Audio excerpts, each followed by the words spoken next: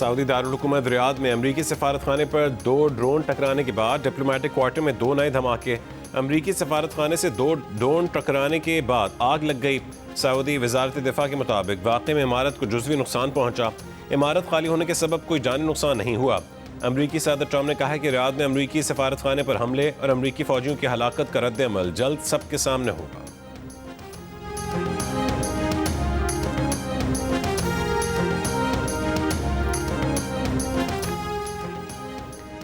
ایران کے ساتھ جنگ میں 6 امریکی فوجی مارے گئے، 18 زخمی ہوئے۔ امریکی سینٹرل کمانڈ کا اعتراف۔ 3 لڑاکا طیارے کویت میں گر کر تباہ ہونے کی بھی تصدیق۔ یہ دعویٰ بھی کیا کہ خلیج عمان میں موجود تمام ایرانی جہاز تباہ کر دیے۔ 2 دن پہلے یہاں ایرانی نیوی کے جہاز 11 تھے، اب 0 ہیں۔ ادھر 11 ایرانی جہاز تباہی کے امریکی دعوے کے بعد پاسداران انقلاب کی وارننگ۔ خبردار کیا کہ آبنائے ہرمز مکمل بند ہے، کسی بھی جہاز نے گزرنے کی کوشش کی تو جلا کر راکھ کر دیں گے۔ پاسداران انقلاب کا آبنائے ہرمز میں امریکہ سے تعلق رکھنے والے تیل بردار جہاز پر حملے کا بھی دعویٰ۔ امریکی ٹی وی کے مطابق سینٹرل کمانڈ کا کہنا ہے کہ پاسداران انقلاب کے اعلان کے باوجود آبنائے ہرمز بند نہیں کی گئی۔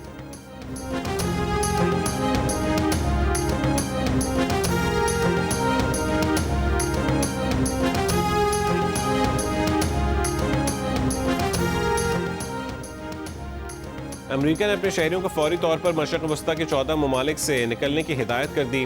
امریکی اسٹیٹ ڈپارٹمنٹ کی طرف سے جاری کی جانے والی ایڈوائزری میں کہا گیا ہے کہ بحرین، مصر، ایران، عراق، اسرائیل بشمول مغربی کنارے اور غزہ، اردن، کویت، لیبنان، عمان، قطر، سعودی عرب، شام، متحدہ عرب امارات اور یمن میں موجود امریکی حفاظتی مسائل کی وجہ سے فوراً اپنے طور پر نکل جائیں۔ کینیڈین حکومت کی اپنی شہریوں کو فوری طور پر دبئی چھوڑنے کی ہدایت۔ کہا کہ خصوصی پروازوں کا انتظار نہ کریں، زمینی راستے سے سعودی عرب یا سلطنت عمان پہنچیں۔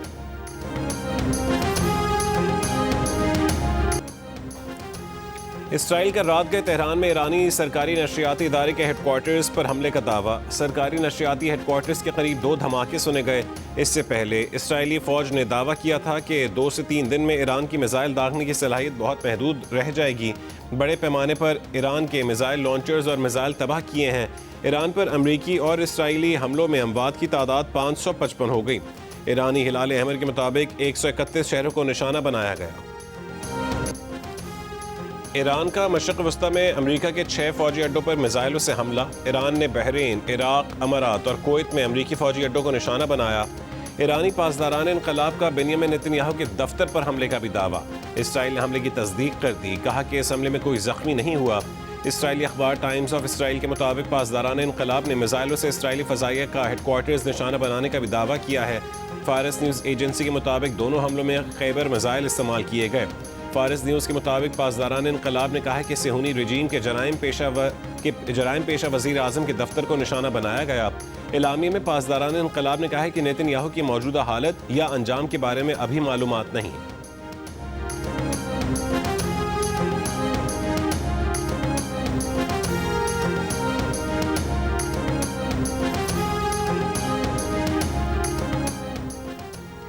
اردن کا فضائی دفاعی نظام ایرانی میزائل روکنے میں ناکام۔ روسی میڈیا کے مطابق اردن کا میزائل اپنے ہی فوجی اڈے سے جا ٹکرایا اور علاقہ اندھیرے میں ڈوب گیا۔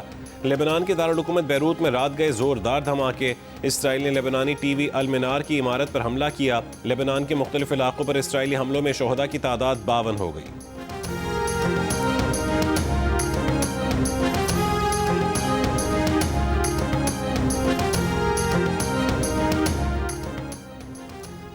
ایران جنگ پر شدید تنقید کے بعد امریکی صدر ٹرمپ کی وضاحتیں۔ کہا کہ ایران کا بیلسٹک میزائل پروگرام تیزی سے اور ڈرامائی طور پر بڑھ رہا تھا۔ میزائل پروگرام نے امریکہ اور سمندر پار تعینات افواج کے لیے واضح خطرہ پیدا کر دیا تھا۔ حملے کی ایک وجہ یہ تھی کہ ایران ایسے میزائل حاصل کر سکتا ہے جو امریکہ تک پہنچ سکیں۔ جنگ شروع کرنے کا فیصلہ اس لیے کیا کہ یہ حملہ کرنے کا آخری اور بہترین موقع تھا۔ کہا کہ ہمارے اہداف واضح تھے، ایران کی میزائل صلاحیت تباہ کرنا تھی، ایران کی نیوی تباہ کرنا تھی اور ایران کو ایٹمی ہتھیار حاصل کرنے سے روکنا تھا۔ ٹرمپ کا ایران میں زمینی فوج بھیجنے کو خارج الامکان قرار دینے سے گریز۔ کہا کہ امکان ہے کہ زمینی فوج کی ضرورت نہیں ہوگی، ایسا بھی ممکن ہے کہ زمینی فوج ضرورت بن جائے۔ جلد ایران پر بڑے حملے کرنے جا رہے ہیں، جنگ 4 سے 5 ہفتے جاری رہ سکتی ہے۔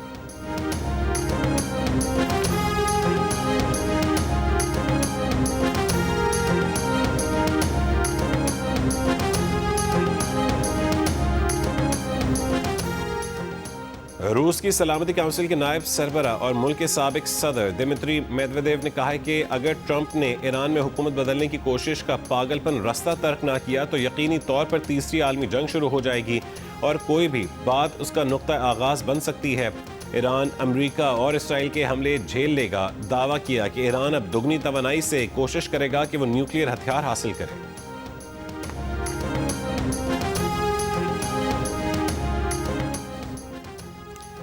ایران کی جانب سے حملے میں پہل کے کوئی شواہد نہیں تھے۔ امریکہ کے پاس ایسی کوئی خفیہ معلومات موجود نہیں تھیں جن سے ظاہر ہو کہ ایران پہلے امریکی افواج پر حملہ کرنے والا تھا۔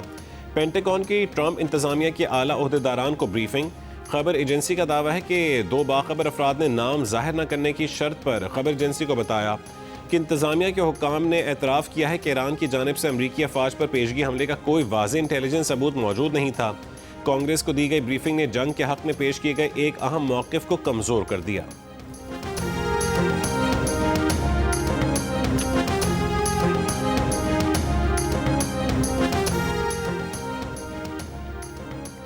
اسرائیل اور CIA کو خامنائی کی میٹنگ کے وقت اور شرکاء کی پیشگی اطلاع تھی۔ فائنینشل ٹائمز کی رپورٹ کے مطابق تہران کے ٹریفک کیمرے ہیک کر کے ویڈیوز خفیہ طور پر تل ابیب منتقل ہوتی رہیں۔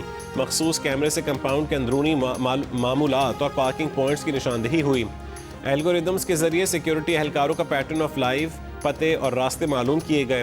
موبائل ٹاورز جزوی طور پر غیر فعال اور حفاظتی عملہ ممکنہ وارننگ سے محروم رہا۔ یونٹ 8200 موساد اور فوجی انٹیلیجنس کا مشترکہ ڈیٹا آپریشن اور اربوں معلومات کا تجزیہ کیا گیا۔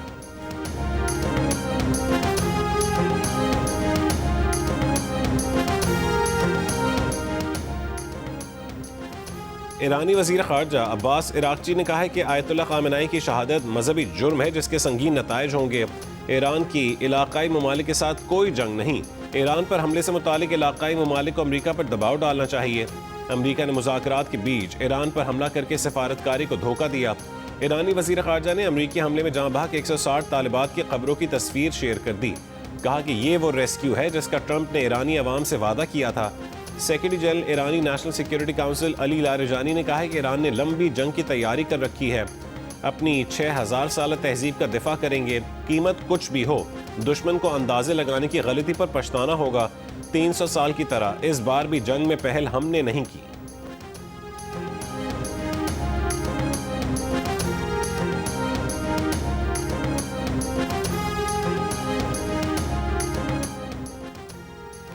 امریکی وزیر خارجہ مارکو روبیو نے کہا ہے کہ ایران پر سخت ترین حملے ہونا ابھی باقی ہیں۔ امید ہے کہ ایرانی عوام حکومت کا تختہ الٹ سکتے ہیں۔ ایران میں زمینی افواج داخل کرنے کی تیاری نہیں کی گئی۔ امریکی مشن کا مقصد ایران کی بیلسٹک میزائل کی صلاحیت کو تباہ کرنا تھا۔ اس بات کو یقینی بنانا تھا کہ ایران کے پاس جوہری ہتھیار نہ ہو۔ یہ بھی کہا کہ امریکہ آج تیل کی قیمتوں میں اضافے سے متعلق اقدامات کرے گا۔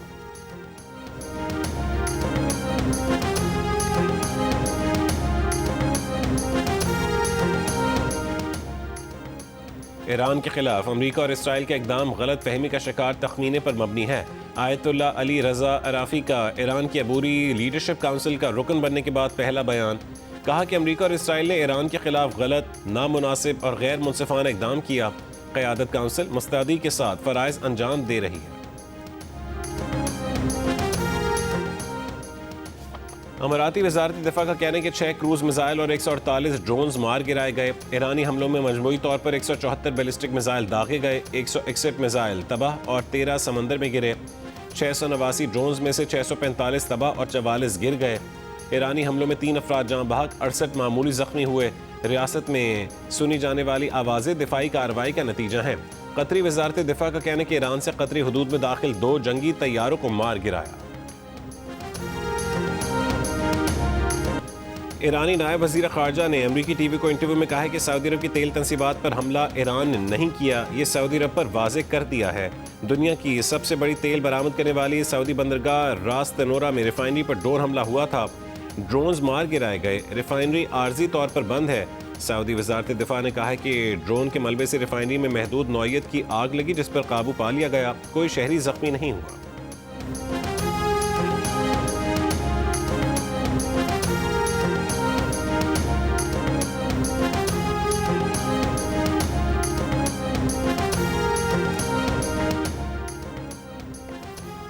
افغان طالبان رجیم کو اپنی سرزمین سے دہشت گرد گروپوں کو ختم کرنا ہوگا، ہم کسی کو اپنا امن خراب کرنے کی اجازت نہیں دیں گے۔ صدر مملکت آصف علی زرداری کا پارلیمنٹ کے مشترکہ اجلاس سے خطاب، کہا کہ افغانستان دہشت گرد گروہوں کو پناہ مہیا کر رہا ہے، پاک فوج نے افغان طالبان کو فیصلہ کن جواب دیا، قلعدم ٹی ٹی پی اور بی ایل اے کے حملے ناقابل برداشت ہیں۔ صدر مملکت نے اپنے خطاب میں ایران پر امریکی اور اسرائیلی حملے اور ایرانی سپریم لیڈر آیت اللہ خامنہئی کی شہادت کی مذمت کی۔ صدر کے خطاب کے دوران اپوزیشن کا احتجاج۔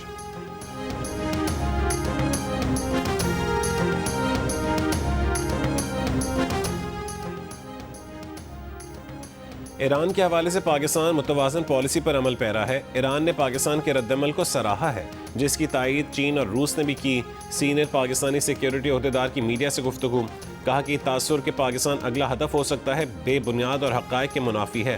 پاکستان اور ایران کو عسکری، خارجہ پالیسی اور داخلی حالات کے اعتبار سے یکساں قرار نہیں دیا جا سکتا۔ پاکستان نے ایران میں پیش آنے والے افسوسناک واقعات پر تشویش کا اظہار کیا ہے، کہا کہ پرامن احتجاج ہر شہری کا حق ہے، تاہم احتجاج کی آڑ میں تشدد کسی صورت قابل قبول نہیں۔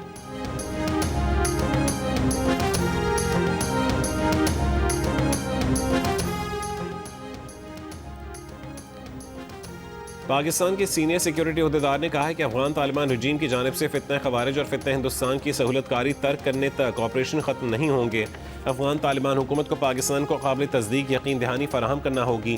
پاکستان دہشت گردوں کی محفوظ پناہ گاہوں اور ان کے سہولت کاروں کو نشانہ بنا رہا ہے۔ اب تک 180 سے زائد چوکیوں کو تباہ کیا جا چکا ہے۔ 30 سے زائد اہم مقامات کا کنٹرول حاصل کیا گیا ہے۔ یہ وہی مقامات ہیں جن کا دہشت گرد لانچ پیڈ کے طور پر استعمال کر رہے تھے۔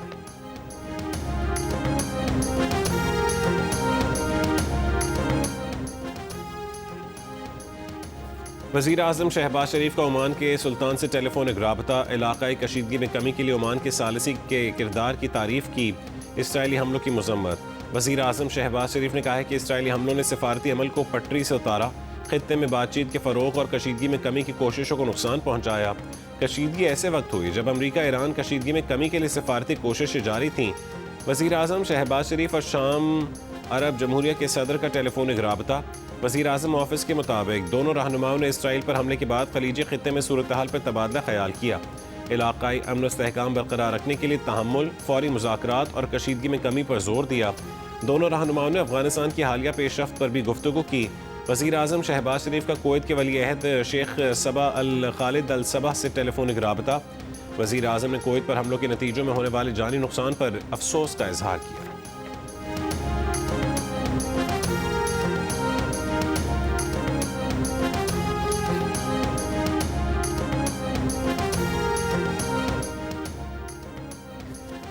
پاکستان سے مشرق وسطیٰ کی آج بھی 155 پروازیں منسوخ کر دی گئیں۔ 4 دن میں مشرق وسطیٰ کے لیے پاکستان کی منسوخ پروازوں کی تعداد 600 سے زیادہ ہو گئی۔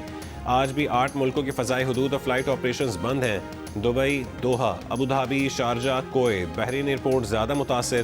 مشرق وسطیٰ کے 7 بڑے ایئرپورٹس کی 10,000 پروازیں منسوخ ہو چکی ہیں۔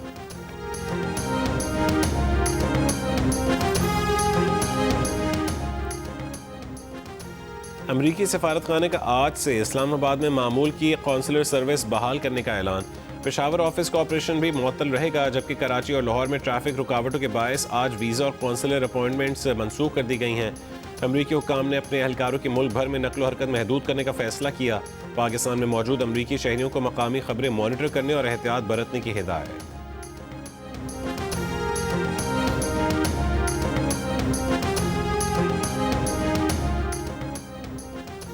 رفتان پاسپورٹ گیٹ سے ایران سے مزید 419 طلباء و طالبات پاکستان پہنچ گئے۔ ایف آئی حکام کے مطابق طلباء کو پاکستان ہاؤس تفتان میں رہائش فراہم کی گئی۔ طلباء آج اپنے آبائی علاقوں کو روانہ ہوں گے۔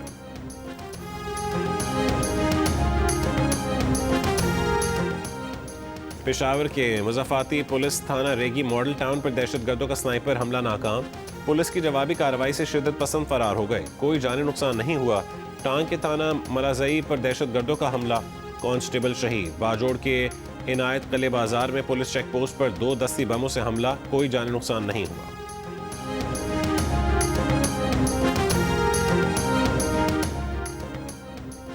کراچی میں یکم مارچ کے سیکیورٹی لیبز پر کارروائی، ایس ایس پی کماڑی امجد شیخ کو معطل کر دیا گیا۔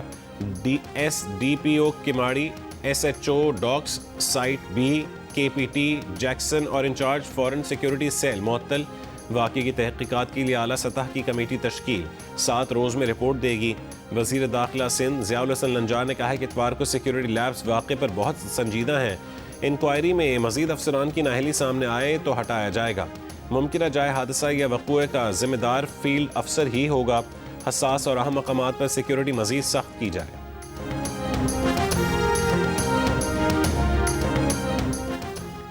وزیر خزانہ محمد اورنگزیب کی معاشی ٹیم کے ہمراہ IMF جائزہ مشن سے ملاقات، پاکستان کے توسیعی فنڈ سہولت پروگرام کے تیسرے جائزے کا آغاز، اعلامیے کے مطابق حکومت کا معاشی استحکام برقرار رکھنے کے عزم کا اعادہ۔ وزیر خزانہ نے کہا ہے کہ مشکل اصلاحات کے باعث میکرو اکنامک استحکام حاصل ہوا، ٹیکس اور توانائی شعبے میں اصلاحات حکومتی ایجنڈے کا مرکز ہیں، ٹیکس نظام میں جامع تبدیلیوں پر کام جاری ہے۔ وزیر خزانہ کا نجکاری اور سرکاری اداروں کی اصلاحات جاری رکھنے کے عزم کا اظہار۔ وزارت خزانہ کے مطابق IMF مشن سے آئندہ مذاکرات ورچوئل ہوں گے۔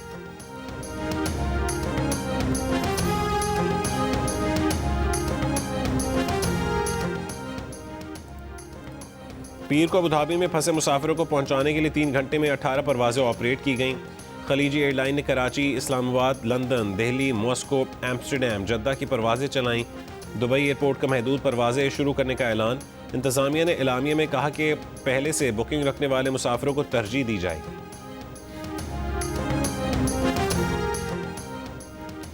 امریکی اخبار کی صدر ٹرمپ کی ایران جنگ پر تنقید، کہا کہ ٹرمپ ایران کی قیادت کے خاتمے کی کوشش کر رہے ہیں مگر اس کے بعد کا کوئی منصوبہ موجود نہیں ہے۔ امریکہ کا آمرانہ حکومتوں کو گرا کر جمہوریت قائم کرنے کا ریکارڈ متنازع اور پیچیدہ رہا ہے۔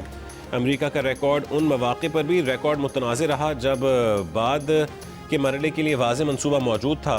ایسی کوششیں زیادہ تر مایوسی کا سبب بنی ہیں۔ ان کوششوں کے نتیجے میں ایسے ممالک سامنے آئے جو بددستور تنازعات کا شکار ہیں۔ ایسے ممالک نے امریکہ کے کردار کے خلاف بغاوت کی یا پھر مضبوط امریکی اتحادی شمار ہی نہیں۔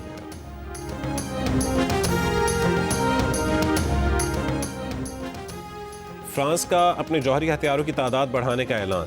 فرانسیسی صدر میکرون کا کہنا ہے کہ یورپی اتحادیوں کے لیے امریکی سیکیورٹی ضمانتوں سے متعلق صورتحال غیر یقینی ہے۔ فرانس اس بے یقینی کے تناظر میں جوہری ہتھیاروں میں اضافہ کرے گا۔ روسی صدر پوٹن کی سعودی ولی عہد محمد بن سلمان سے ٹیلی فونک گفتگو۔ مشرق وسطیٰ کی صورتحال پر تبادلہ خیال۔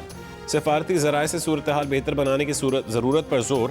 اس سے پہلے کرملن نے ایرانی قیادت کے ساتھ مسلسل رابطے کی تصدیق کی، کہا کہ امریکہ اور اسرائیل ایران کے عرب پڑوسیوں کے ساتھ تعلقات معمول پر آنے کا عمل خراب کرنے کی کوشش کر رہے ہیں۔ جرمنی کا ایران کے خلاف فوجی کارروائی میں حصہ نہ لینے کا اعلان۔ جرمن وزیر خارجہ نے کہا ہے کہ حکومت کا اس تنازع میں شمولیت کا کوئی ارادہ نہیں۔ نیٹو کا بھی ایران جنگ میں شمولیت سے انکار۔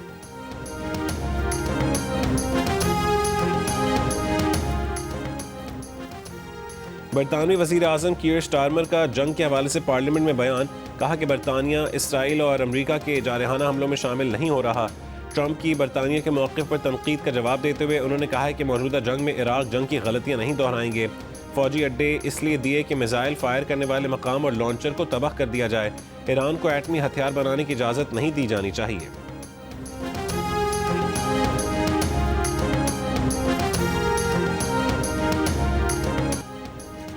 روز سال کا پہلا مکمل چاند گرہن آج ہوگا۔ محکمہ موسمیات کے مطابق پاکستان میں چاند گرہن کا آغاز دوپہر 1:44 پر ہوگا۔ رات 7:23 پر چاند گرہن مکمل طور پر ختم ہوگا۔ چاند گرہن ایشیا، آسٹریلیا، شمالی اور جنوبی امریکہ اور دیگر مقامات پر بھی دیکھا جائے گا۔